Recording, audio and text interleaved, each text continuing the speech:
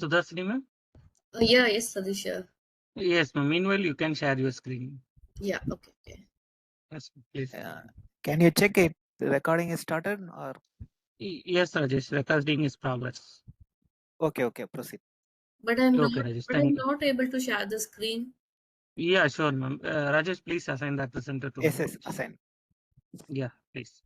Good evening to 100% here. So this is our second day international workshop on web development using HTML, CSS, and JavaScript. I think last day sessions might be helpful for you. So we shared the recording also. So you can use the recording lifetime free access. So meanwhile, if you have any queries, you may unmute yourself and discuss with the resource person today's session. So otherwise, if you are facing any difficulties while we are while we are seeing recording, so you can use the WhatsApp group. So as soon as possible, we will try to solve your problem. So that will be, we will do that work, that help for you.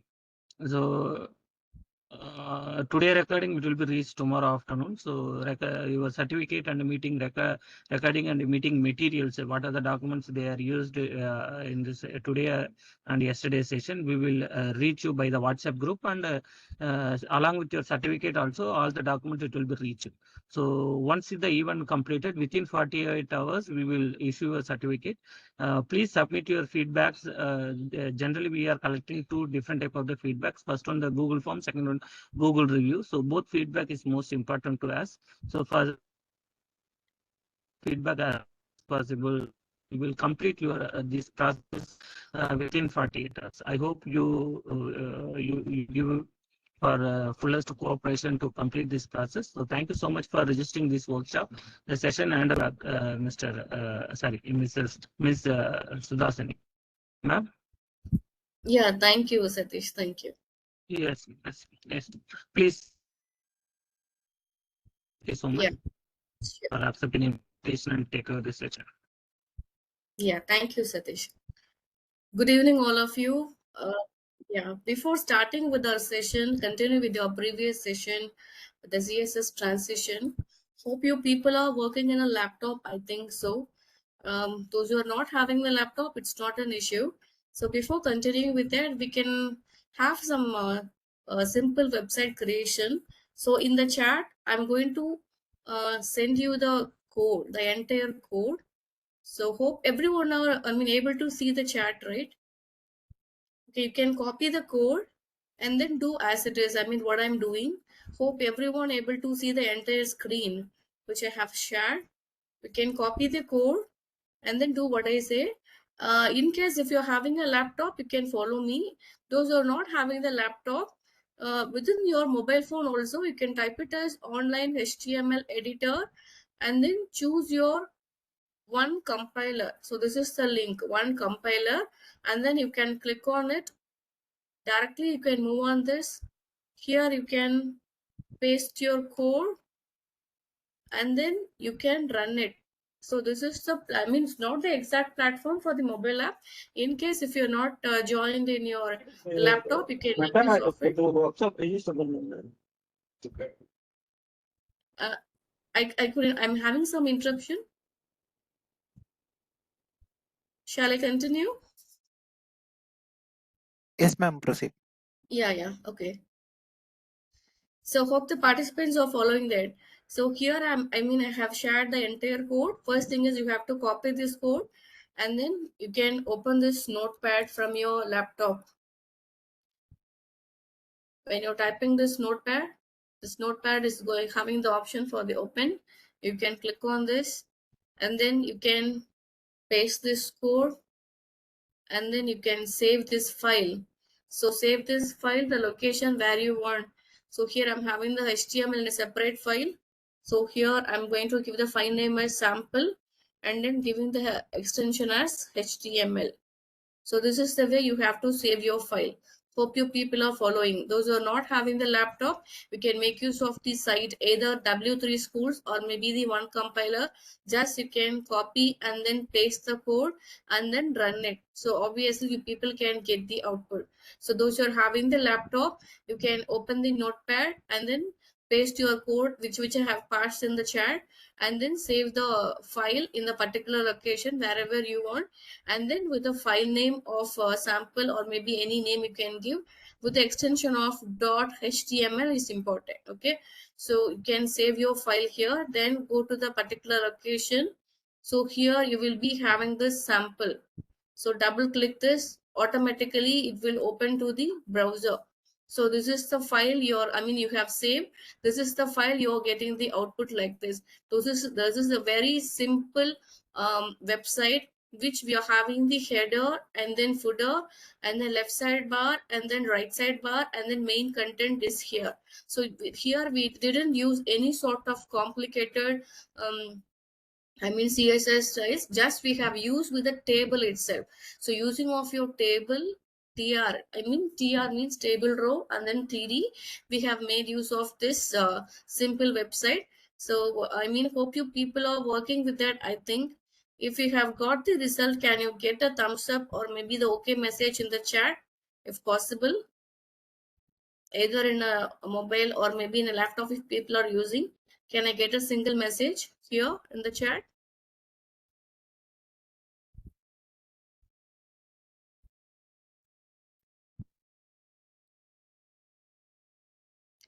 Okay, no problem.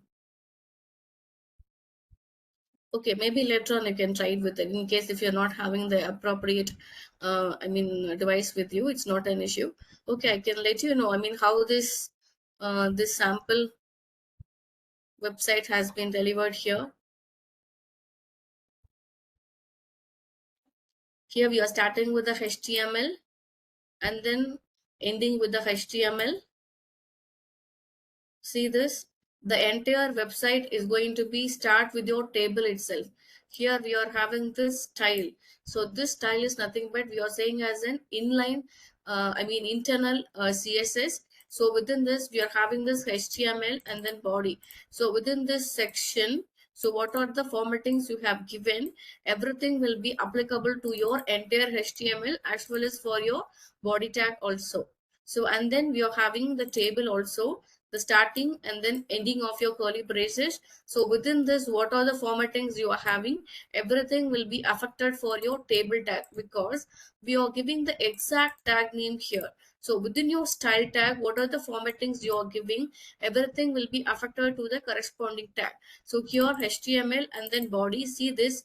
So automatically this body tag and then entire web page will be affected with a height of 100%, and then everything will be start in the margin of 0. So 0 is nothing but your site will be start in the edge itself. So this is the entire screen.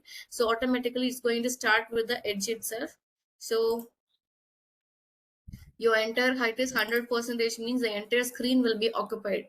And then we are giving the table. So table means here we are having a table tag. So how many number of tables you are having, so these number of tables will be affected with the styles you are given in this CSS. So here height is 100%, width is 100%. It means you are going to occupy the entire screen. So here the entire screen is made use of this your table itself. Here border collapse. So border collapse you are giving us a collapse property. So it's nothing but it's going to remove the space in between. See this, I'm going to remove this. So apart from this, I'm going to remove this entire thing. So here this double line is nothing but is going to be commented. This line will not be run by your system. Here we have commented this code. This double line is nothing but to have a reference for the programmer itself. So this double line is going to mark as a comment line. This line will not be executed. Only this remove space between the cells, only for the understanding of the programmer, not for the system. And then border hyphen collapse colon collapse, I'm going to remove this. See this, what is going to happen whenever you are doing any sort of modification, you have to save the file. See the result here. Actually this is the original result. Actually I have removed this border collapse now. See this. Okay, so here you are able to see this, the border line for each and every cells now. So I want to remove that. So that's what we are giving this border collapse and then collapse. If you are doing so, this space will not be there. Okay, that's what we are giving this part. and then within your TD. So TD is nothing but we are specifying the column. I mean, the entire column will be called it as in TD. The entire row will be called it as in TR. So your border will be having the formatting of border 1px and then solid color of the black itself, and then you're having this padding of 10px. So I already said the difference between the margin and then padding. So this padding is going to give you the space between the below the border itself, I mean inside the border itself, your margin is going to give you space, I mean outside of your border. That's what we are coming up with this margin. So here the basic style we have completed. Then we are entering to the body section. Here we are having this table. So table, here the exclamatory is nothing but this is a comment line. This is the way you can comment your entire line, either by the double slash or maybe you can give it like this to comment your line. So here we are starting with this TR. So TR means the row. The first row will be there. The first row, the style of height is 25%, and then TD within your column we are having call span 3, align center, beachy color is some color, and then you are having this head area is 25%. See this is the first row. So first thing you must note that how many number of rows are there in your table. This is the table. First row, the TR is starting, TR is ending, and then this is the second row, TR is starting, and then TR is ending here. This is the third row. TR is starting, TR is ending here. See this. This is the first row. The entire thing will be called it as in second row. This footer area will be called it as in third row because you have arranged like your program will be arranged like this. So in your TR, you have to specify the column. So every TR must have your TD itself. So TD call span equal to 3, align equal to center. So see this, why I have given the call span 3 for this header area is, so every row will be split up into the 3. But still, for the first row, I'm not going to have it as a 3 column. I'm going to have it as a single column, which is going to be merge all the 3. So to merge all the 3, we have to give the call span as 3. So automatically all the column is merged, and then you are giving the header section here. So here the header section we are giving in a header tag like this. So automatically your entire section is going to be filled in a way of H1 tag. I mean the using of this corresponding font itself. The important thing is, for the first row, we are having the style equal to height 25%.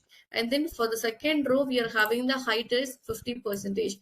For the third row, we are having the height is 25%. See that we are having the equal ratio.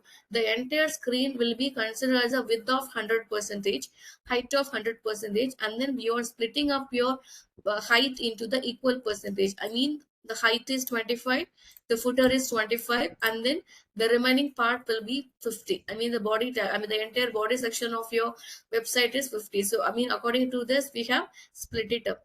In case if you want to vary this split up means you can change this, no issue. So apart from 25%, you can give some other name like 30, you can give it as 70 here. I mean, in case if you want to change like this, you can change. It's not an issue. So, and then within your second row, we are having the same thing. The TR style height is 50%. So this entire TR will be occupied with the 50% of height. And then the TD with this 20% with the back color of something, we align equal to top is nothing but we are aligning this content in the topmost of your cell. So, and then H3 and then paragraph is there. See this, this is the left side of your body. I mean, this is the left side of your tape second row. And then we are giving the width as 20%. That's what is allocated with a small portion here. Second, and then for the second column, we are giving a width of 60%. The same thing we are aligning in a topmost portion. And then we are having this header and then paragraph. See this is the second column. We are giving a much more portion for your second column to have some sort of main content in the center part. We are aligning with a 60% of width for your second row, second column. The same way you are giving a width of 20% for your third row, second row, third column. Same thing you're having is header tag and then p tag. So in between, within this content, if you want any other tag, like href link, I mean anchor tag, or maybe list, or any other it's a nested table. Whatever the things you want, you can place it here. Definitely your code will work. Only thing is you have to make sure the starting and then ending of your corresponding tag is very, very important. Then you can come for this footer. Here you are having the third row. This third row is a style you're having as a height is 25%. So 25% of height will be allocated for your footer. And then here same, I mean we are sticking with the call span equal to 3. See this, this is the entire table, the first row, the second row, and then we are coming with the third row. In this third row, same thing, your third row is obviously will have of 3 rows itself, but still I want it as a single row. I want to merge all the 3 row, and then I want to make it as a single column. So that's what we are making use of this call span equal to 3. And then align center is nothing but we are aligning the content in the center part, and then we are giving some sort of bg color. Hope you all know this #CCC is nothing but you're using with some sort of hexadecimal color. In case if you want some green or red, blue, you can change it here. Automatically it will affect it here. Hope you people understand. So this is a very, very simple using of your table. You are making use of this entire website as a simple website. In case if you want some add-on, you can make use of this. Then we will move on to the next part of the CSS transition.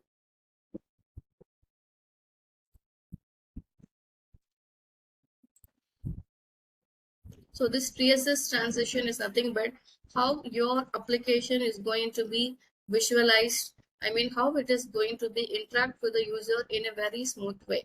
For example, hovering, you know that. So, I mean, if I'm, moving my cursor to some other button, okay, this is called it as hovering. I mean, I'm hovering along some text, or maybe I'm hovering along some link, or maybe any other button. Okay, it's called it as an hover event, and then focus, or maybe clicking event, or any sort of changes you are going to do in the website. So these changes will not be affected in a abrupt way. I mean, do you want a smooth visual effects, means you can make use of this transition. So that is the main reason we are coming for this transition using of this cascade style sheets. So this is the example. So before seeing this example, I can show you the runtime mode of this transition.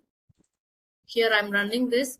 See this, the topmost, we are having this CSS transition example in some sort of header tag, and then we are having some paragraph tag, and then we have assembled your div tag in a way of box model. Having of some sort of colors, background colors, and then border radius, everything.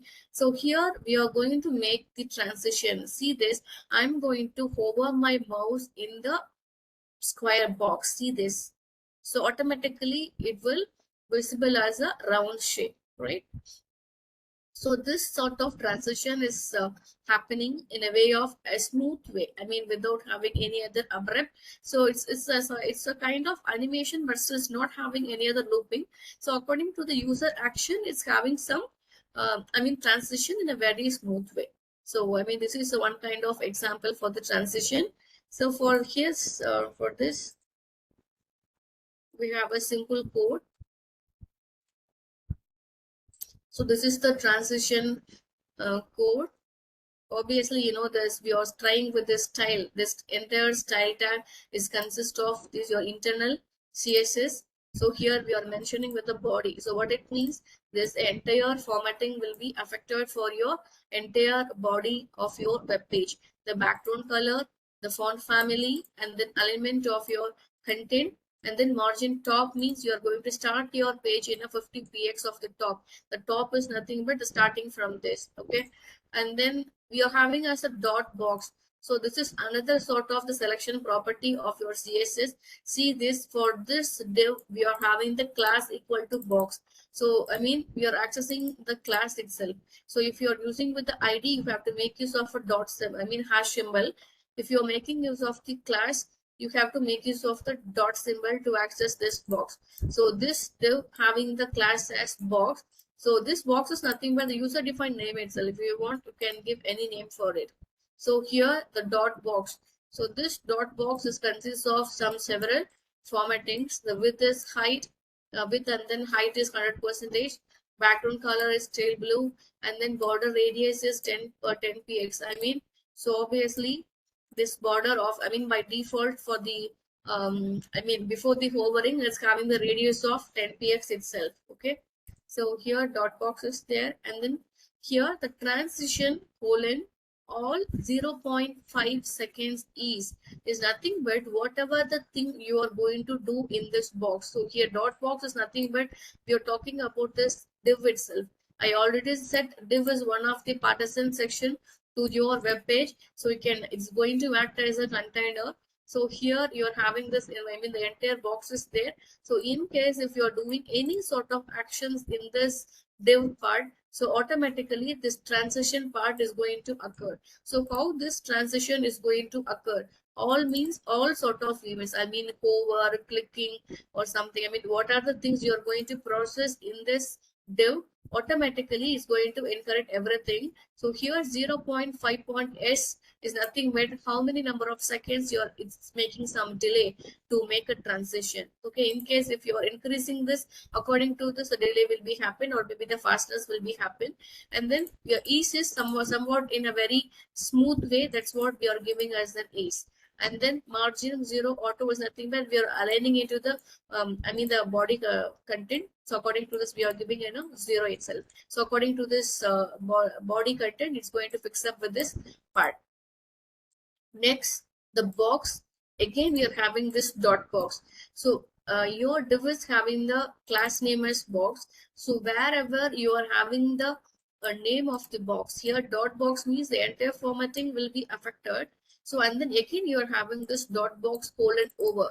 So it means whenever you are making an overing aspect towards your box, so automatically, I mean, this dot box overing is whenever you're doing this overing, so automatically your div will be processed like this. I mean, width and height will be like this, background color will be orange, and then the radius of your the entire div will be changed as 50%, and then you are having this box shadow. The, I mean, overall shadow it's completely as a value of RGB, red, green, blue will be there, and then we are having this RGB A is nothing but we are making sure of alpha. I mean, apart from this color, you are having this shading of alpha colors of this. I mean, some shadings will be there in the top, I mean the bottom right of your thing. So this, I mean, whenever you are making the overing of your the div, automatically this functionality will be happen. See this here, I'm going to making the again I will show it that this is the way you are getting. In case if I'm changing this radius as 30, I'm going to save this. Again, I'm going to refresh this. See this, it's not a pakka circle. I mean, it's having some sort of square itself, because we are not, I'm not going to change the entire radius into the I mean half of the percentage. That's what this having, I mean, it's remain in the shape of your square itself. Okay, so again I'm putting in a way of 50. Again I'm saving it, refreshing it. So here I'm having this circle. So this is the alpha. Okay, the outer side you are having this some sort of gray color is no. It's called it as an RGB with the alpha for the shadowing purpose. Hope you all understand what we are coming through for the transition. So here I think when we are having this paragraph tag, here we are giving this p tag. So entire formatting of this will be affected to the p tag, not only for this single p tag. In case if you're having multiple p tags, everything will be affected according to this, because we have directly give the tag name here for your internal CSS style. Okay, next we will move on to the part. Okay, next we can come with the animation. In the transition, I already said that in case if you're moving, or maybe if you're doing any actions in your website, it's not going to show up in an abrupt way.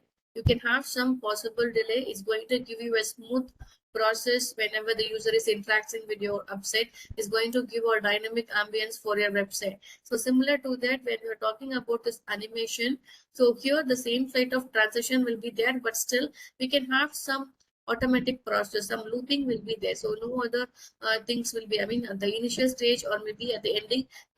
Okay, if you want, you can stop it, but still it's going to run automatically. The continuous loop will be there.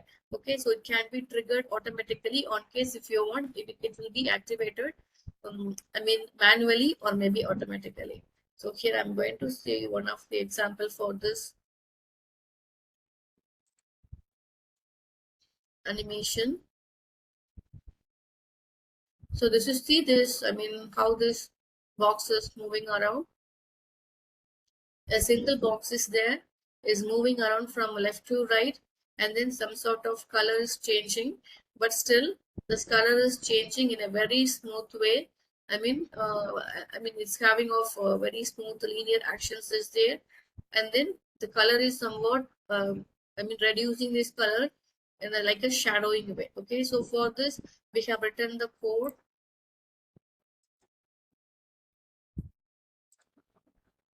This is the code we have written. The same sort of style is there. Internal CSS style is there. We are having this body tag. All sort of formattings will be applicable to your body. This is very, very important if you are making sure with the animation process.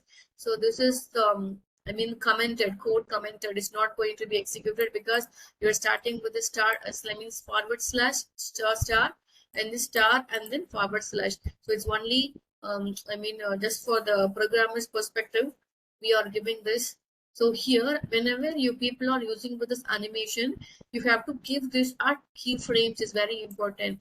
Using of this art keyframes is nothing but how many number of possible looping is going to get it up. I mean, it's going to add some frames of actions. So here we have to make use of this art keyframes is a keyword. So here you have to give a proper name for your keyframes. Here move fade, I'm giving as a move fade. So this move fade is a user defined name, and then you have to give some sort of informations within your keyframe. It's important. So here at the 0%, we are giving some action. At the 50%, I'm giving some action. At the 100%, I'm giving some action. So this is nothing but whenever the loop is moving on. So at the initial stage, the action will be like this. At the initial stage, here transform colon translate x, within a bracket you are having minus 200 px is nothing but you're going to transform something because you're going to animate something. So you're to transform something, you have to make use of this property, and then you have to give this as translate x. So here x is nothing but you're going to move the information. See this, you're going to move some object from the x-axis from left to right. Okay, from left to right, and then minus 200 px, and then opacity as 1. So I hope you people know about the opacity, and then the transparent. So transparent is nothing but the entire thing will be visible to you. So according to this percentage level of animations, at the starting level you will be dark opacity, and then at the 50%, I mean at the intermediate level you can have the opacity as a low, and then at the 100% you can have this opacity as 0. So completely it will be vanished. But still this vanishing will be done in a very smooth way because we are starting and then ending, and intermediate, and then we are having this ending part. So in this section you are having this similarity of for each frames we are having some actions. So at the intermediate level, the translate of it's have axis in a 0px. It's nothing but is going to starting with this minus 200. Just you can assume that like a graph. In your school days, you people might have experience with a graph, right? The center point will be there. This is the center point of place, like will be there. This center point will be acted as a 0,0. No, similar to that. This, apart from this center point, the entire left hand side will be coming under the minus, and then the right hand side will be coming under the plus. So according to this, you can make sure with your x-axis. So here it's your information will be start with the minus 200, and then intermediate will be in a way of 0, the center point, and then you can confirm in the 200 px. Here it's going to stop. So according to this, your opacity is 1. At the intermediate, you're having opacity as 0.5, and then the final thing you're having the opacity as 0. See this initial stage, the green color, yellow color, and then red color. So this is the way your animation is going to be done. So here we have set only with the keyframes, and then we are ready with the keyframes. I mean, how my transaction is going to be done. So for this, we are having a move fade. So where I'm going to call this move fade is matters. See this? Here we are going to apply your animation. Before going to that, we can see the body section. What are the controls we are having? We are having this H1 CSS. I'm sorry, CSS animation example. This is the header tag you are having, and then we are having this div tag. This is the animated box. So this animated box is having as a class name. Okay, so for this we are going to call upon the style sheet, I mean the internal style sheet. So we have to search for this animated box. So here I'm having, so according to the class name, we have to make sure with the dot symbol, dot animated box. I mean, we have to make sure this is a class name. So I mean, by mentioning this dot symbol in front of, I mean, before the starting of your class name. This is the starting point, this is the ending point. Within this, what are the formattings you want, you can put it up. So this is, we're having width and then height, I mean 100px and then 100px, and then you're having this background color as green, and then border radius as 10px. Here the animation is going to start using of this animation property. In this part only, you are going to call your keyframe. So here the keyframe having the name of move fade. So here you're going to call this move fade here, and then you have to give it as 5 seconds. I mean 5 seconds means somewhat delay you have to give. Linear means the consequent, I mean without having any other slow or start, I mean speed is going to move in a same fashion, linear. And then infinite, I mean infinite loop will be there, continuously is going to move on. See this, still now it's moving on. So that's what we are giving as an infinite. Okay, and then same thing, we are starting with this 0 itself. I mean the entire box will be considered in the same part. So here, apart from this linear, in case if I'm giving us ease in, the slow start will be there. See this? Here I'm going to give it like this. The slow start will be this. Starting is somewhat slow, the ending is somewhat fast. So at the intermediate and then for the ending part. So see this, the starting is somewhat slow and the ending is like this. So according to this cap, I mean minus 200 to 0, and the 0 to 200 we are having some gap, no? So according to this distance only, this easy in and then easy out and then easy in out will be done. So in case if you want, you can make use of these kind of properties for your understanding in this area. So apart from ease in, you can have this linear or ease in, ease out, something like that. So this is starting, this is ending of your comment line. This code will not be run by the system. It's only for the understanding of the programmer itself.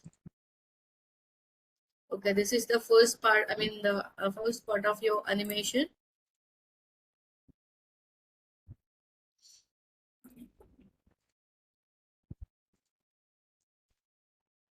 Next, we can have a second animation. See this?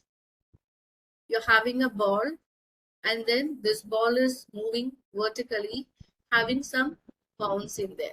Okay, so I'm not doing anything, it's automatically doing. That's what we are saying, this is one kind of animation. So hope you people know so why this animations is needed.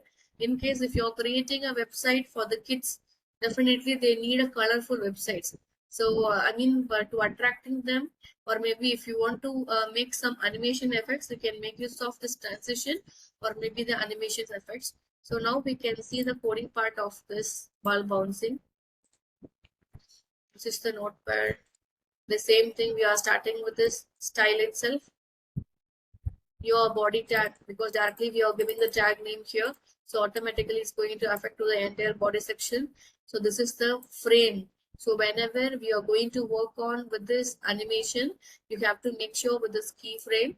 Here we are giving us a bounce as a user name. Apart from the bounce, if you want, you can give any other name. As I said, so in the previous program, we are traversing with a 0% and then 50% and then 100%. In this program, we are traveling in 0%. I mean, starting of your animation at the intermediate means at the 30% of completion of your animation, we are going to do this process. At the intermediate of the 50% of the frame, I mean, at the 50% of your loop, we have to do this animation. At the 70% of your completion of animation, you have to do this process. At the final stage, I mean at the end of your animation, you have to do this process. Okay, so this is the frame. I mean, this is the frame state. I mean, we can say it is in milestones. Okay, so at this intermediate, we are checking up at which time duration, I mean the duration of your animation, we have to do that. These are all the corresponding process of your corresponding completion state of your animation. At the starting level, translate y of 0. I mean, you're going to start in a 0 position, but still here, apart from the x, we are coming up with the y. So obviously, the y is mentioning about your y top to bottom itself. In case if you're saying in a x means x-axis left to right, and then if you want it as y, you have to start from y to, I mean top to bottom. So at the initial stage, you will be coming as 0, and then at the 30% of thing, you are coming as 200 px, and then at the 50% you are coming of 150 px. I mean the intermediate. See this?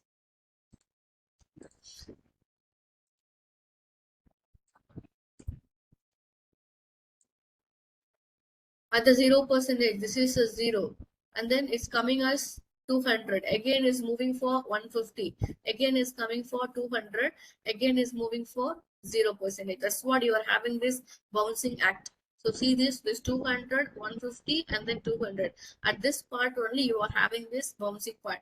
In case if you want to change this values, definitely you can have some, I mean, modifications in this part. See this, I'm going to change this 300. Let's see what is happening here. See this, somewhat is bouncing somewhat in a down way till this 300, right? Okay, so this is the way you have to say, I mean, fit your animation for your ball bouncing. So till not yet, we have called this bounce of your animation keyframe. So here we are having this dot ball. So dot ball is nothing but we are having this h tag, and then we are having this paragraph tag. Here we are having this div tag. So within your div tag, we are having the class called ball.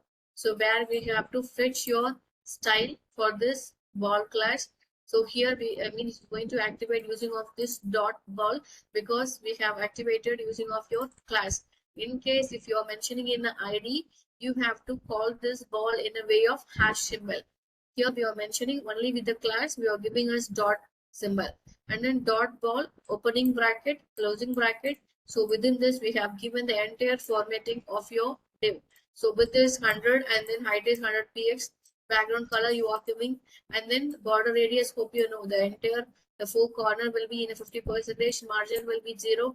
Here the animation part is coming. So animation, here the bounce. So we have set up some keyframe now. So this bounce, I mean this name should be copy and then paste it here, and then we are giving a 2 seconds, and then ease in and ease out. I mean property I have set it for some comfortable, I mean how the way it's going to react when the ball is bouncing, and then we have to set it as infinite. I mean in the infinite loop it's going to be processed. That's what we are giving as an infinite. So this is the animation, we have to do that.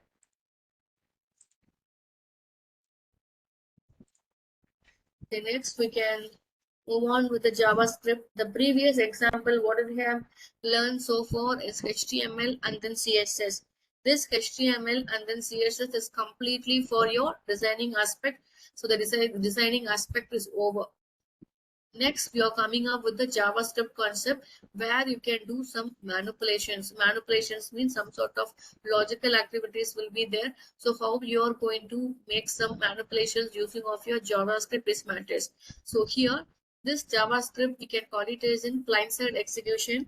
Hope you people know the meaning of client and server technology. Just I can give you this. See this. HTML. Here as a user, I'm typing something here, HTML editor like this, okay, in the Google platform. So after entering this Google is producing some result for me. So this is the, I mean, ideology technology of client and server. So as a user, we are the client. So the Google is the server. So after, I mean, getting any other request from the client, the server is going to respond. So after getting the request from the user, the Google is respond here. So we are the user, we are acting as a client. This Google is a server. I mean, this Google is acting as a server now. Okay. So in this point, so how this JavaScript is going to work here? So this JavaScript is going to act as a client-side execution. I mean, using of the JavaScript, we cannot do any sort of database operations. Database operations cannot be done. Only we can do some sort of client-side activations. For example, without touching your server, any sort of possibilities can be done in the front end itself. So hope you know what is front end and then back end. The entire designing part where the user can interact with application will be called as in front end, and then where you can store all the informations in case if you are having intermediate level of third-party controls will be coming under the back end. It's not an issue for now. So your JavaScript will be coming under the client-side actions where you can work with the front end itself. Okay, so and then your JavaScript having a event-driven programming. Event-driven nothing but whenever you are making some action to the control. Hope you know what are the controls. Hope you already experienced with different sort of controls when you people are surfing in the net, like link or button, text boxes, image boxes, check boxes, likewise. So whenever you are making any sort of clicking process or pressing process or hovering likewise, so this will be coming under this event. I mean, the user is making some action, so this event is going to be raised by the clicking or maybe any other event. According to this, your system is going to respond. So this event driven will be coming under this JavaScript notation. And then interpreted language. So your JavaScript, no need of any sort of compilations, because we are not going to compile. It's not going to be read by the exact machine itself. Only thing is we have to check with your browser, because your designing part is going to be done in a way of browser, because your browser is a running mode. You have to verify with the browser itself. So it's no need of any sort of compilations. And then cross-platform compatibility. So I mean, for example, I can run this program in a Mozilla Firefox, as well as I can run this HTML page in a Chrome also. Okay, so in any platform we can run your JavaScript. It's not an issue. That's what we are saying as a compatibility. I mean, cross-platform compatibility.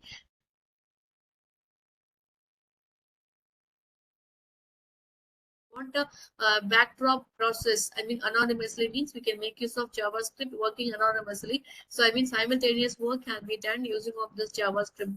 And then wide ecosystem. So here you people are learning with the HTML, CSS, JavaScript is a very, very basic thing. So using of this JavaScript, the extension versions are there. So here you are working with the Notepad itself. So apart from the Notepad, you can make use of the Visual Code, NetBeans, likewise, even you can come up with a PHP or maybe the .NET environment, everything can come up with this, but still the extension, I mean the rich sources are there by developing of this React, Angular, and then Vue.js. Okay, these are all the topmost JavaScript notations are having. These are all the entire framework. It's going to rule out the world now. Okay, so after learning this JavaScript, only you able to make these advancements of this JavaScript in the higher end versions.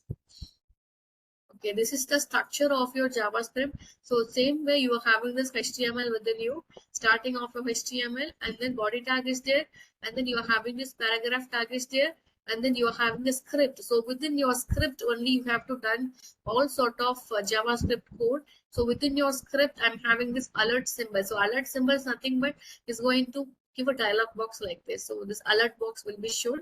So this alert box is going to show the hello world within this double quotes itself. Okay, so after this, I mean, after the closing of the script, as usual, you can have any other tags. Finally, you have to close the body, and then finally, you have to close the HTML tag. So your JavaScript code should be there in the contact of the script tag itself. It's essential. So your JavaScript having variable declaration. Hope you know what is the meaning of variable. Whenever you people are talking about this JavaScript, you have to do some manipulation. Logical aspects will be there, no? So in case you are having the logical aspects, definitely we need of numbers, values will be there. So where we have to store this value. So we don't talk about some sort of backend is not there. So definitely we have to store some values, right? So for this we need of variables. So we are having several variables, I mean the declaration part to to declare your variable using of var, let, and then const. These are all the keywords to declare your variable. The first thing we can see about the var keyword. So this var keyword is nothing but, so this is it's going to run only in the scope. See, this is function scope. So I mean later on we will see about the function, how it is going to work. It's not an issue. So within your function we are having this var x equal to 10. Just you can concentrate about the var itself. Okay, so var x equal to 10. Here x is a variable. We are declaring this x using of this var keyword, and then equal to, we are assigning this value using of 10. Okay, var x equal to 10, and then you are terminating with the semicolon itself. So here you are going to access it. So within your if condition you are declaring it, and then after closing of your if condition, but still within the scope of your function, function scope is starting here and then ending here. So in between you are going to access your x. So definitely it's possible in case of if you're using with the var. Okay, so and then it can be reassigned. So here I'm assigning with the x equal to 10. In case if I want to assign the x equal to 20 means it's also possible, and then can be redeclared in the same scope itself. So within the same scope, within the function itself, you have to declare it, redeclare it. If you want, you can make it so. Next, we are coming with the let keyword. So how this let keyword is going to give you the operation for your variable declaration. This is the kind of block scope. So block scope is nothing but, for example, the same way here I'm going to declare a variable of y in a value of 20 using of this let keyword, and then here I'm going to make use of it. Okay, apart from this, console.log is going to work in the visual code. In case if you're using in the notepad, you can make use of another sort of conveying. It's not an issue for now. So here I'm going to access this y within the scope. So here scope is starting of if condition, ending of if condition within this scope. So apart from this scope, if I'm accessing this y, definitely it's going to throw some error. So this is the issue of your let. So it can be reassigned, but it cannot be redeclared again. Next, we are coming up with the constant. Constant is nothing but we cannot change the value of the information. So here I'm declaring here the value is 30, and then here I'm going to show it up. Here it's not possible to do that because I cannot access it. At the same time, I cannot reassign the value because once constant is constant. So the throughout the the scope is going to be work in the same value. We cannot change the value of the constant. So in these three ways only you can declare your variable. So here object is it's other way. When your people are moving in a higher level of work, you can see about it, no issue. So here we are having as the data type. So you know how to declare your variable, and then you have to define. So what sort of data type you can make use of? Either string, number, boolean. String means alphabetic, completely alphabetic, or maybe alphanumeric will be there. The content will be in a way of quotes. The entire number. Boolean means true or false will be there. Big int means high level of numerical aspects will be there. Object, array of object, and the date, and define null. So these are all the data types are there in the JavaScript. So we have to know how this data type is going to access. So before that, here I'm cut short the code. Without the HTML, I have given the code, but still you have to give the HTML in the starting. It's very important. So here I'm starting with the body tag. H1 is there. ID equal to string example.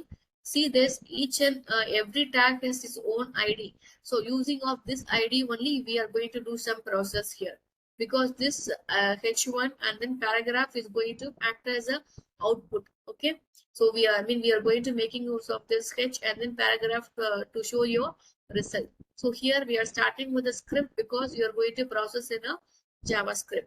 So double slash is nothing but only for the programmers understanding. This double slash string example is there.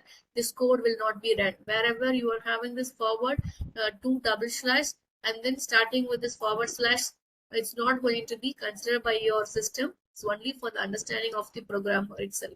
So let str is the variable. Here we are declaring as hello. This is a string, and then we are having this number. Okay, so this string is going to be retrieved using of your document. We are going to set the string in a string example. I mean, where is, you have to search this string example, document dot get element ID string example. See this, where we are having the string example. The h1 tag is having as a ID of string example. So this hello, this is a string, is going to be feed in between of your h1. That's what we are fetching the information of your ID, h1 tag ID, and then we are going to paste the information. I mean, we are going to feed the information for h1 tag. So this is the syntax for this. So to retrieve the particular tag element ID, we have to make use of this document object model. Document dot get element by ID. Within this, you have to give the exact ID of your element. I mean, h1 is element, I mean the header tag. Here I'm giving a string example, and then dot text contact is matter. I mean, to exactly fit in with the content of your h1, we have to give the property of this dot text content equal to str. So here str is a variable which consists of hello string. So here I'm going to feed the information. Fine. Same way I'm declaring a number variable with the value of 42, and then here I'm going to access the number example tag. So where is the number example? Here I'm having this paragraph tag with the ID of number example. So obviously this 42 will be fed in the in between of paragraph tag itself. Same way we have to make use of this dot text contact, and then the number is, I mean the number is means we are typing on my own, and then to concatenate it you have to make use of this dollar and then open bracket of num and then closing bracket. So either you can give it like this, or maybe if you want to concatenate, you can give it like this dollar num. I mean, to access the exact value of your variable, you have to make use of this notation. So similar to that, we are having this JavaScript fun is a Boolean variable. Either you can have only as a true or maybe false, or 0 or 1 value can be fit in this variable. Apart from this, it's not possible. So here I'm accessing of this paragraph. I'm fitting this information here using of this dollar symbol, and then the closing and the ending of your curly braces with the name of your exact variable. Similar to this, we are having this array concept. Here we are having these colors, red, green, and then blue is there. So here I'm going to access all the colors. So here I'm going to access this array example. This is one of the paragraph, and then colors dot join and then comma. So here colors dot join comma is nothing but we are going to take the entire item of the particular array, and then you have to make use of this comma. I mean red comma, green comma, blue. So the entire thing will be shown in a way of comma separated values. When you're talking about this array, you have to feed same kind of information. The thing is, same data type will be there. So you're not supposed to feed variable, I mean the variations in the items. For example, here I'm having of red, here I'm having of numerical values. No, it's not going to be stored. So hope you already know about the concept of arrays itself. Similar to that, we are having as an object. So in object, you can have some various kind of data types.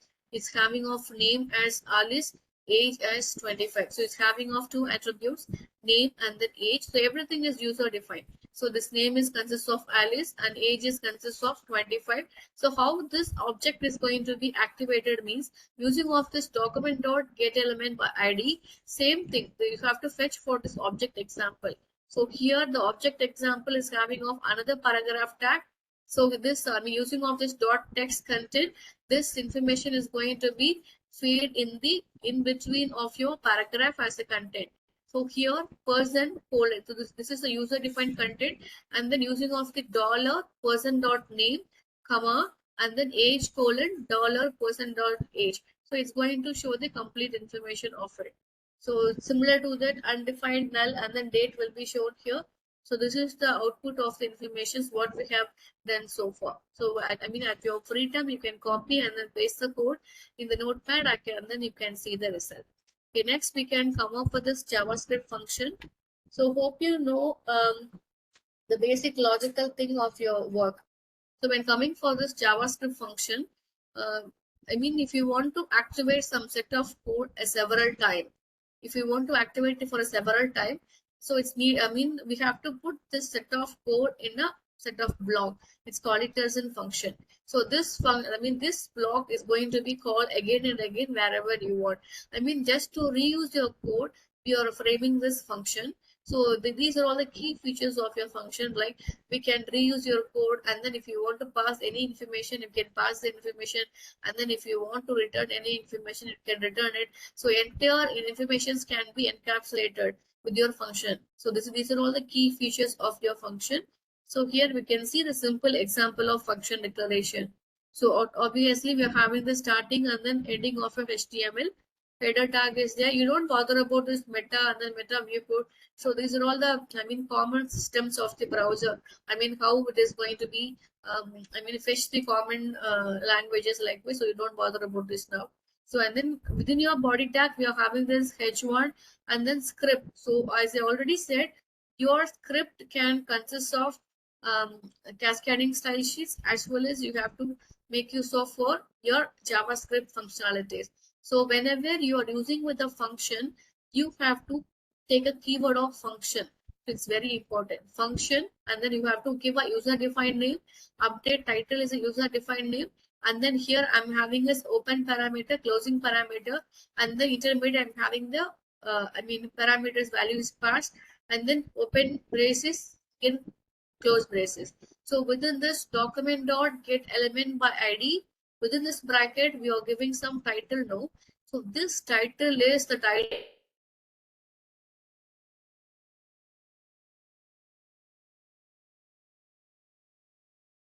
So here the function is starting, the function is ending. So within your function, what we are doing is we are going to pass the information to your heading tag.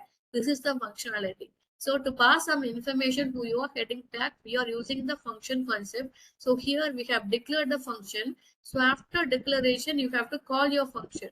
So your function name is update title with a single parameter. So here update title. So within the single parameter. So this parameter obviously in a way of by default is going to be considered as a string itself. So you have to pass the information because you're having a single parameter.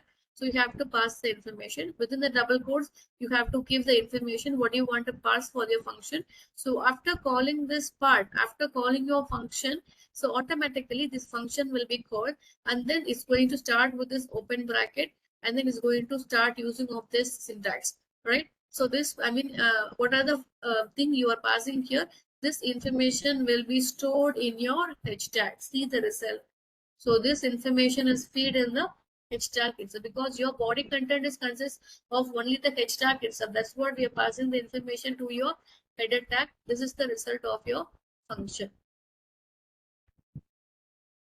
Okay, similar to that, we are having a same thing. Document dot body dot inner HTML. So here I'm not going to take any sort of tags here. Here I'm going to take the entire body tag. This means I'm going to take this entire screen itself. So your entire screen will be filled like this. So document dot body dot inner HTML equal to hello world. So here I'm not going to pass any parameter, but still I'm going to call the function. So within the function, I'm going to activate it. So any kind of things can be possible.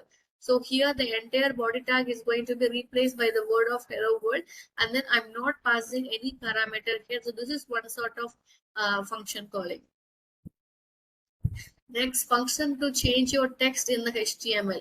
So here I'm going to change the text. See this, here I'm having a p tag. Apart from the header tag, I'm having the paragraph tag.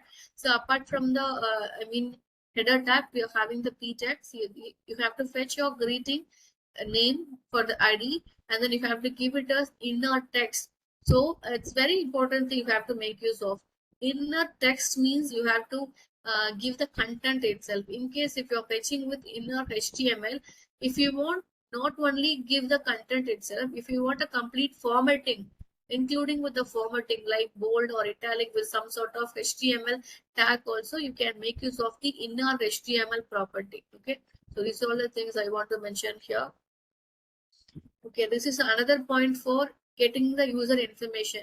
So here I'm having input type equal to text, ID equal to user, placeholder equal to enter your name. So here we are having the input tag like this, I mean, this input tag type equal to text means we are considering as a text box.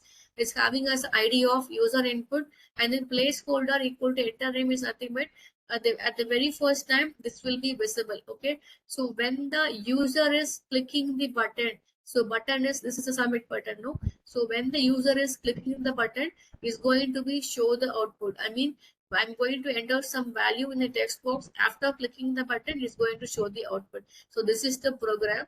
So here, I mean, to make sure with the input box, I mean text box, this is the input thing we are having.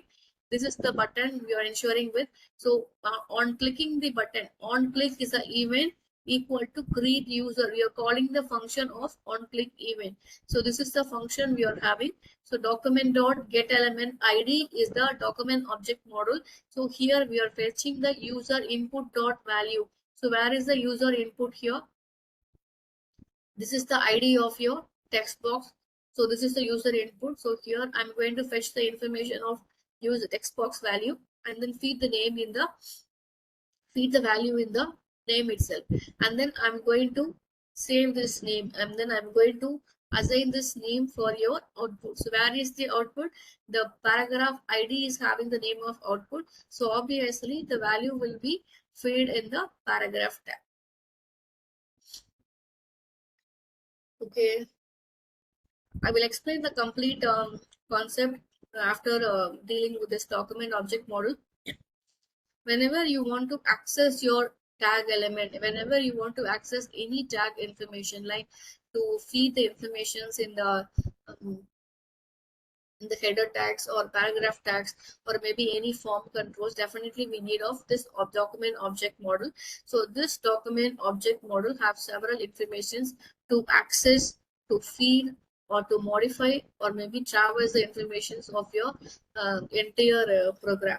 So for this, we are having this document object model. I say that selecting elements, I mean to select the particular element nothing but we are talking about the paragraph or input box button or any other thing, and then to modify this element, not only the element, if you want to change of the CSS styles or the properties, if you want, you can modify this, and then to handle the events for the particular controls, we can make use of this document object model, especially to fetch the information, to access the particular tag we have to, and then to traverse the information. To traverse is nothing but for example, we are having some hierarchical information.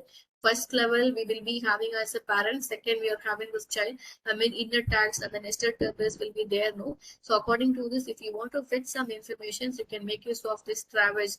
Okay, so and then same way CSS manipulations will be there. If you want to change the particular color of label or some other things, means at the runtime, I'm saying if possible at the runtime you can change it at the runtime using of this document object model.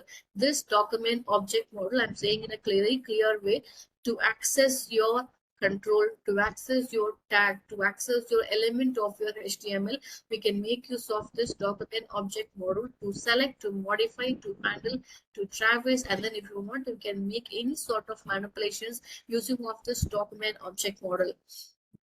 Okay, next we can come with the JavaScript document object model events, text box, checkbox, radio buttons, list box, drop downs will be there. So for this, we can have several examples now.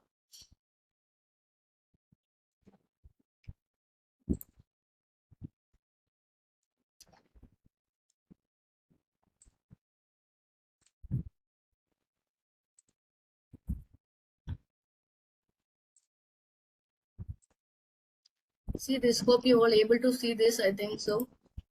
This is the control statement example. In this, you're having a text box and the label box is there, and then button is there, and then drop down is also there. So how it is going to work? So here I'm going to give a age. If I'm giving us age under 12, it's going to say it as in 12. In case if I'm giving us 34, it's going to show it as an adult here. The same way, if I'm giving us 10 here for the temperature, after clicking this, it's going to show it as in it's cloud outside, cold outside, and then in case if I'm giving us about 20, somewhat it's moderate, and then apart from this 90, it's going to show it as in it's too hot.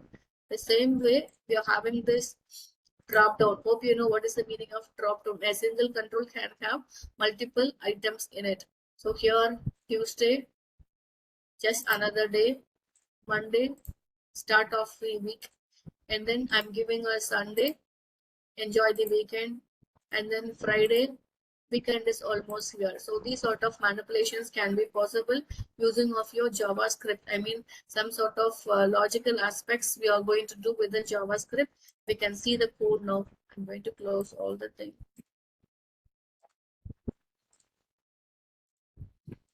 You can see the control. So as usual, internal, external style sheets are there. The body tag is there. And then for your input, select and then button. So these are all the type of your button. See this, we will see that, and then afterwards we can come to the internal style sheet. So within your body tag, we are having this H1 tag. I mean the conditional statement example. So this is the area we are having. Next thing, we are having the section. This code will not be run. It is commented. And then we are having this H3 tag, check your age. So here we are having the check your age. And then a label. So we are having the label tag for age input. So here for age input and then enter your age, you have to close the label. So this label is nothing but it's not going to have any other things. I mean, this label is not having the entering options, only for the visibility purpose we are having. So it's very important thing is for age input it's having some information to you. So here next thing we are having this input. Input is another kind of tag where you have to mention the type. So here the type is number. So here I'm going to type the number for you. So type is number and then ID equal to age input, placeholder equal to enter age. See this at the very first time, again I'm refreshing it. So here by default we are having this enter age, this is the meaning of this placeholder. So whenever you are running your program, by default at the very first time, for the user interaction, for the user decent interaction, if you want to convey informations in the control itself, you can make use of this placeholder to show that. And then we are having this ID as age input. So we are giving a unique ID for your particular control. So to create your text box, you have to give a input type and then input, tag itself, input tag, and then you have to give the type as number. So here number is nothing but you are going to type the number itself, or else you can give it as text. For having this alphanumeric, you can give it as text, not an issue. So here this for age input. So this label is for this input text box. That's what we are giving this age input ID to your for value. So what it's going to do, see this, if I'm clicking in this entire age, automatically the cursor is placing here. Okay, I can say it again. At the very first time, you're not having any information here. In case if I click on this enter your age, automatically it's going to give a focus to your text box. That's what we are making sure with this for equal to age input here. Next thing, we are having this button. So button is nothing but we are having the corresponding button, and then on click is a default event. On click, whenever I'm clicking this event, this check of age is going to be called. So check age is nothing but is a function, user defined function is going to be called. So in between you have to keep the information. This check is the information, and then you have to close your button. Fine. So here check your age. So whenever you are clicking this button, this check age will be called. So where is the check age? Here we are starting with this JavaScript function, and then function check age is going to be called. So using of this document dot get element by d of age input dot value. This is one of the document object model where you are going to retrieve the information of your text box. So how I'm saying that this is a text box of the need, because age input is there. This is the ID of my text box. That's what you are going to fetch it here. So document dot get element by ID dot values attribute is going to fetch the information of the corresponding text box which you are giving in the runtime, and then you have to enclose in a value of parse in.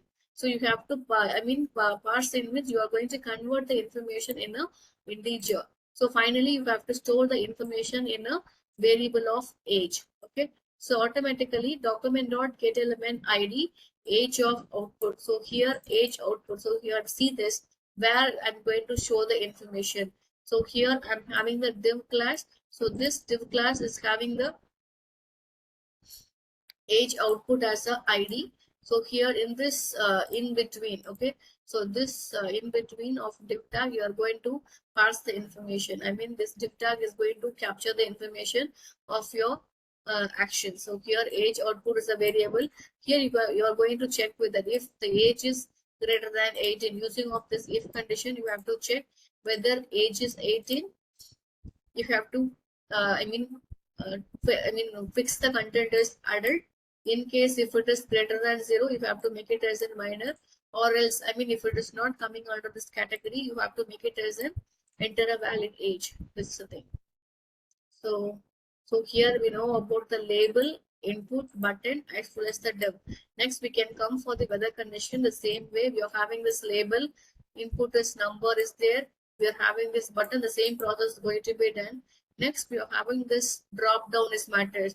Okay, to make use of this drop down, you have to do in a select tag. The select tag is a meaning of your drop down, where you can include more number of items within a single control.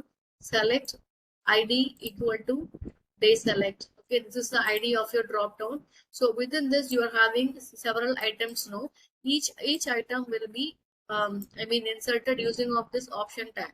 So starting of your select tag, ending of your select tag, in between you have to fill in with all sort of options. Option value equal to Monday. So value, we are giving a value, not only Monday. If you want, you can give any numbers also, it's not an issue, but still it's going to be in a string. If you want, you can change. So in between you have to, this is the visibility of your values of at the runtime. Monday, and then Tuesday, Wednesday, likewise. See this, these are all the information is going to be shown here according to the information you are giving. So and then you're having this button click.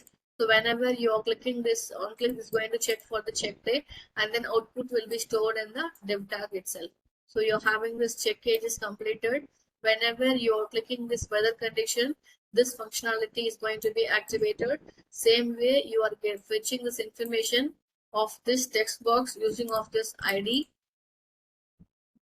and then you're passing this information to your this is where you have to pass the information, and then here you are going to check whether this temperature is greater than 35. You have to mention like this. Greater than 20, you have to give like this. Greater than 0, it's cold. In case if it is somewhat in a wrong value, it's going to display like this.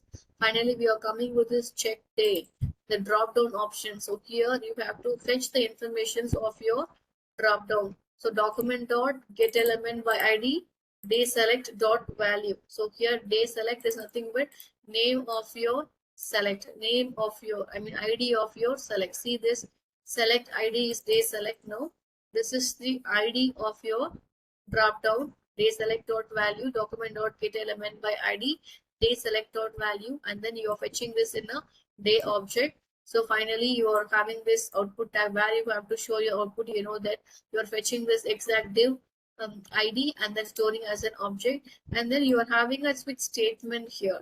So switch statement is nothing but to for example, within your switch, if you're passing any value here, so according to the information is going to fetch the exact case. So this day can consist of either Monday to Friday, Monday to Sunday. Okay, either Monday or Tuesday, any value can be there. For example, if I'm choosing a Monday here, automatically this statement will be worked out. If I'm choosing a Friday here, this statement will be worked out. Okay, so in case for Tuesday it's not there, so by default is going to show it as in just another day, because I'm not having any information in a case, so automatically it will come under the default. So this is the way you have to interact with your script. So those are not having the programming experience till now, this is somewhat tough. Those are already having some programming knowledge, so they can able to understand this syntaxes of if conditions, looping, or switching statements. So those are not having that in the previous mode, it's not an issue. After the session over, you can copy and then paste the code, and then you can experience it, and then you can come out with this good results, I think so. Okay, next we can have it as in shopping. This is another sort of example for your control. Here I'm having as a name. If you want, you can type this name. And then we are having this notebook. And then we are having this cash, or maybe the UP tag is like this.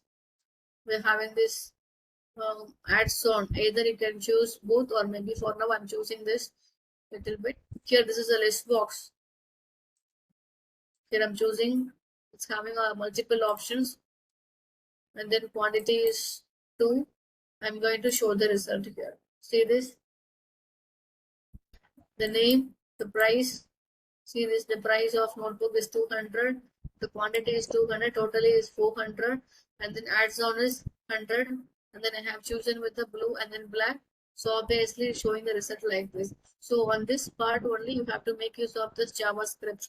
Okay, so in case if I'm changing again pen and then cash here, again I want to give adds on with the two things, and then I want to choose the red itself. So again the result will be changed. 100 into 2, 200, and then 150. The both the things will be added. I mean 550 and then 100 is added here. Finally, I have chosen with the red. The total amount was 350. So this is another kind of simple shopping form using of your JavaScript manipulations. So we can see that how it is work.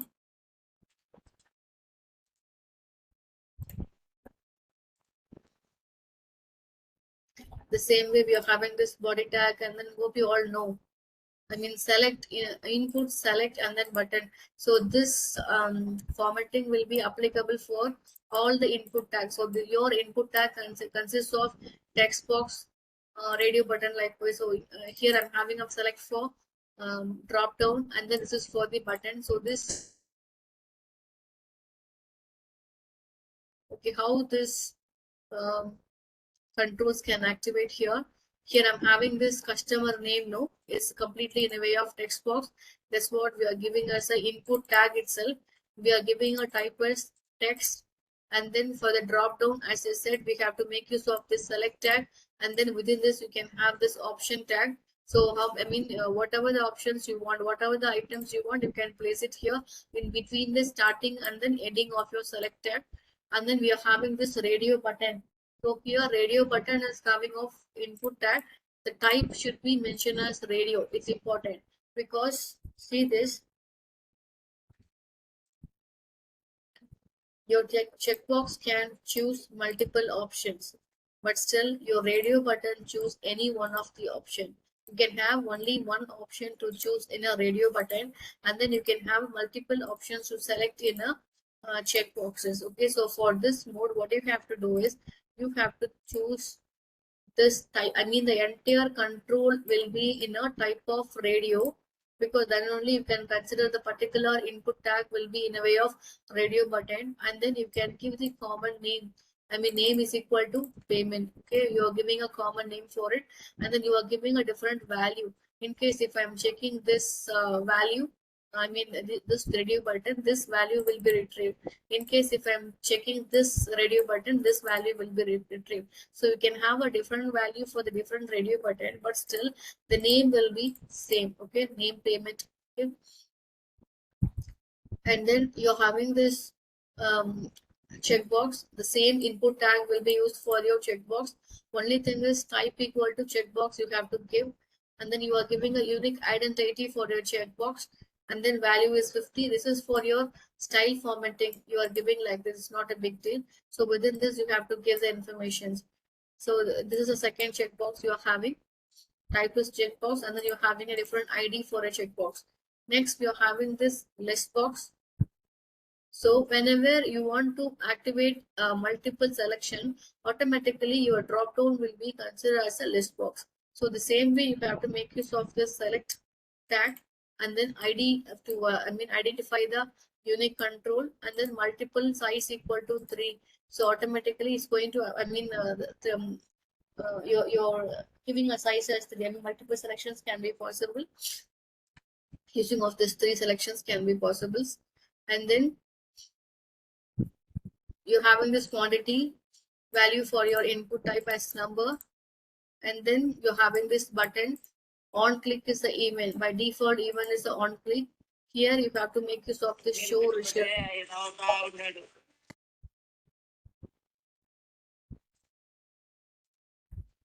within your on click, you are going to call this show result of.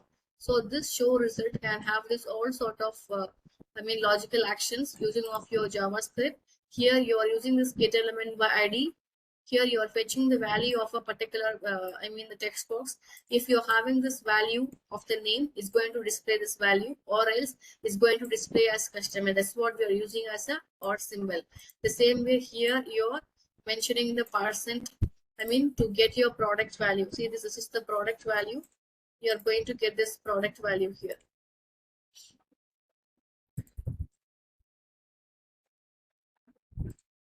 Here you're having this query selector. Query selector is name. Here query selector is nothing but to fetch the particular tag name. Name payment is nothing but you're talking about the radio button. So if it is checked, automatically the information will be set up in this variable. And then here you are checking for this checkbox. Okay, gift wrap is checked. Gift wrap is nothing but your add-on value, checkboxes. If it is checked, the initial stage will be as a 50. If it is not, we can give it as 0. This is one kind of conditional operator. Apart from the if condition, we are using with the conditional operator. The same way they are having the fast delivery. For another checkbox also. If it is right, it's going to give you the 100 value. If it is not, it's going to give it as a 0 value. So here are the selectors of your list box. Here we are making use of array because we are doing with the multiple selections. That's what we are talking with array dot from document dot get element by ID, color list, and dot selected options. So what are the informations you are chosen at the runtime? Everything will be selected. And then here dot map is going to use. Dot map is going to use to collect all the information which you have selected in the runtime, and then is going to make it as a join of comma separated values. Okay, if you're having any information, is going to be joined in a comma separated value, or else that's what we are giving this or symbol, or else is going to show this information. Okay, so the selected colors is having the selected value which you have chosen in the runtime, and then here the value of add-ons will be there. You can have it as a total, and then the product price and quantity will be there. You can make some manipulations using of this, and then finally you can present all the informations in the document dot get element by ID result dot inner HTML. This part I have said. So in case if I'm giving us a inner text, I cannot make use of this h3 or p tag for the formatting to show your result. It's not possible if you're using with the inner text, because it's going to focus towards the content itself. So here I'm making use of inner HTML. That's what I can have some formatting aspect to make sure with your inner HTML, the result tag itself. So your result is nothing but we're talking about this div tag. So where you can show all the informations here. So for now we have completed with this event. So just you can scroll it down in a fast way. Document object have element selections using of this ID. Using of this ID, we can fetch it out. Using of your class name, we can fetch it out. You can using of your tag name, you can tag name is div or paragraph. Using of tag name, you can fetch it out. And then the query selector is going to fetch for the particular tag which is there, fetched in the first element itself. Okay, document dot query selector is going to fetch the very first div tag, not only div tag. So what are the tag you are going to give is going to fetch it like this. And then document dot query selector all is nothing but is going to fetch all the tags which you are giving here. So apart from div tag, you can give any tag, is going to fetch randomly. And then JavaScript DOM object modifying element if you want to modify any other thing. So as I said, inner HTML. So it's going to modify the content of your things with the some HTML tags with it to make use of some sort of formatting. So you can make use of it. This is the text content. So apart from this p tag, we cannot give the p tag here in the text content because you can focus towards only the content itself. So here, if you're using with the inner HTML, you can make use of this. The HTML parsing will be there when you're passing the information. Okay, modifying your element set attribute. If you want to set any attributes, you can make use of it. Here they are making use of the anchor tag, and then to receive the get attribute is also there. Removing attribute. If you want to add some class, it can be possible.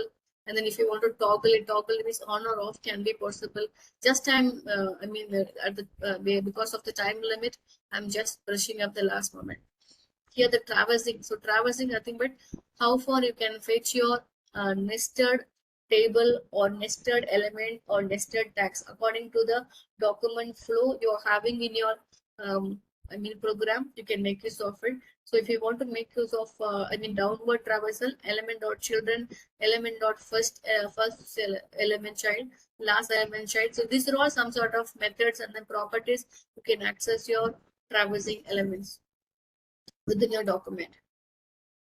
So another 5 minutes is there. If you're having any doubts, you can ask me. So we have completed the entire thing of your HTML, CSS, and then JavaScript in a very basic way. After completion of this session, those who are interested in designing of your website, so you can make use of this content and then copy and then paste the entire code one by one and then run in the notepad, and then you can try out each and every examples by your own. So automatically you can get some idea how it is working out. But within this 2 session, it's not going to be covered the entire concept of this HTML, CSS or JavaScript.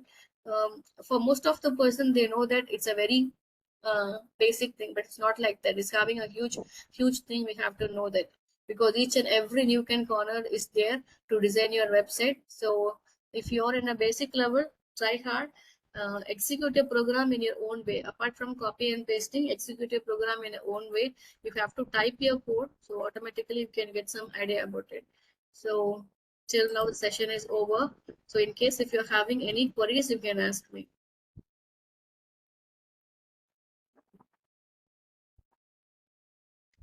Yeah, thank you so much for your wonderful session, ma'am. Yeah. Yeah, yes, ma'am. Dear participant, do you have any queries? Please unmute yourself and discuss with the resource person. This is the time for you.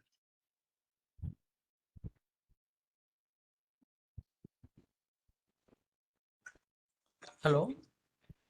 Yes, sir. Yeah, Please. yes. Sir, where can I get that certificate, sir?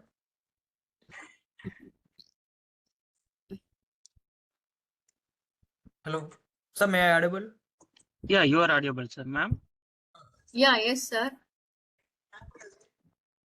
Sir, ma'am, where can I get that certificate? Certificate. Yeah, yes, ma'am. Yes, ma'am. Certificate. I will answer the question. So your certificate will be reached within 48 hours through your registered email ID, sir. Okay, sir. Okay, sir. Thank you, sir. Any other question from the participant side? We can continue the session. Otherwise, we can move for validatory function. Okay. So that's minimum. I think there is no question from the participant side. So thank you so much for your time and patience and your wonderful session, ma'am. I hope these sessions might be helpful for everyone who are joining this session. So already one day videos is uploaded to YouTube. So I already shared the video. Today recording it will be reach all the participants within before 12 p.m. of tomorrow. Sudhashini ma'am. Yes, sir. Can we ask feedback about our session, ma'am? Yeah, from me you're asking, is it, sir? No, ma'am. No. We will ask to participant, ma'am. Can we ask, ma'am? Yeah. Okay. Yeah, yes, ma'am. Dear participant, I think the last 2 days it's very wonderful. Ma'am is from the basic, from the scratch level. She teach each and every nook and corners. I hope last 2 days session it will be giving good impact in your web development knowledge. So if you have any queries during this during when you are using the recording, so you can post your queries through the WhatsApp group. So as soon as possible, we can answer that question. We will try to solve your problem. This is the final destinations of this workshop. So kindly share your valuable feedback. So already 2 different type of the feedback link shared by the chat box and WhatsApp group. First one is the Google form. Second one is a Google review. So both of the feedback is the most important to us to improve ourselves to conducting this type of the workshop in the future also. Kindly unmute yourself and share your valuable feedback through the mic. It will be more helpful for us. It will be giving the energy to conduct this type of the workshop in the future. Please unmute and share your valuable feedback.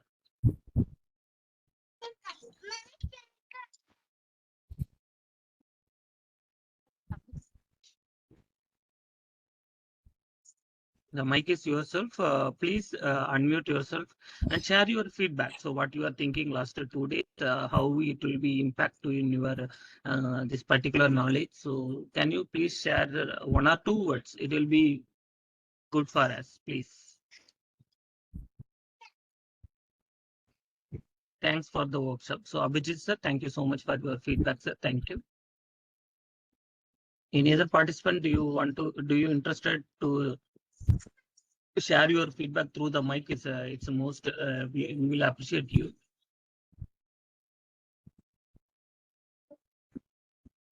Okay, fine. Okay, thank you, ma'am. I think there is no one willing to share their feedback with through the mic, ma'am. So we will see that feedback link, ma'am, feedback forms. So once we received all the feedbacks, I will share with you, ma'am. Yeah, no problem, sir. Actually, I want to thank the entire team, Mr. Satish and then Mr. Rajesh for organizing this grateful event, because you people are collecting the entire team to share your, knowledge to the core group, which we are seeking for something to learn. That is really is a great impact for this Scholar Gate. Really, I appreciate your effort. And I want to thank the entire participant for your patience for this 2 days workshop. So I understand your patience level, and then move forward to your career. And then you don't bother about that we are learning something very new, or if you're learning something very less. It's not like that. If you're having your interest, you can move forward. So thank you for your patience, and then thank you for the opportunity given to me. Yeah, thank you once again. Thank you, Sudarsini ma'am, for your kind and appreciation about the Scholars Gate. So we are really interested to conducting this type of the workshop. It's not a workshop. This type of the service to the researchers and That's the service. learning experience, learning aspirants. We are really grateful to everyone. So like Sudarsini ma'am, so many of faculties is associated with the Scholars Gate. They are providing valuable support to Scholars Gate. Without their support, we are not here. So thank you so much, Sudarsini ma'am. Thank you so much, everyone who are all supporting the Scholars Gate to successfully conducting the workshop continuously. Thank you so much, Sudarsini ma'am. Thank you, sir. Thank you, both of you. Thank you, ma'am. Thank you. Yeah. Dear participant, thank you so much for your time and patience. I think the last 2 days workshop might be helpful for you, and you can use the video recording. So if you have any queries, you can touch with us. We will solve your problem as soon as possible. Your certificate and your certificate and meeting materials, PPT and coding files, everything it will be reached with your along with your by your registered email ID along with your certificate. So PPT I will share in the PDF format. I will share the WhatsApp Satish, group. I can give you the entire programming code also. Yes, ma'am. Yes, ma'am. I will through the mail, ma'am. Through the mail or WhatsApp, ma'am. Yeah, I can share you through mail. Yes, ma'am. I will download and share with them. Yeah. Okay. Thank you. All the details I will share the WhatsApp group. Apart from that, along with your certificate, all the document attached in that particular mail, so you can access at any time at any location. So thank you so much for giving this wonderful opportunity. We will meet another occasion. So one more information I want to share here. Our next workshop we are planned May 28 to 30. It's basically for the data analysis, advanced SPSS software. So the session is carried out by Dr. Shivagurunathan sir. He is associated with the Scholars Gate. He has completed more than 5 workshops along with us. So he is very wonderful and person in the knowledge of SPSS software. So if you're interested to learn SPSS software, so because data analysis and the data visualization is it's really important for every researchers, because without the data analysis the paper is not published through the international publication. So if you're interested to analyze your data with the SPSS software, you can use that workshop also. So more detail about that workshop and the brochure, everything, it will be reach you by the WhatsApp group. If you're interested, please register that workshop. Otherwise, you are not interested, you are not under that particular tree, means you can share your colleagues. So anyone can benefit from our upcoming. So thank you so much for giving this wonderful opportunity. Thank you, Sudhasini ma'am, for your wonderful session. Thank you, ma'am. Hello. Yes, sir. Thank you. Thank you. Yes, ma'am. Thank you so much, ma'am. We will. Thank you so much. I will call you, ma'am.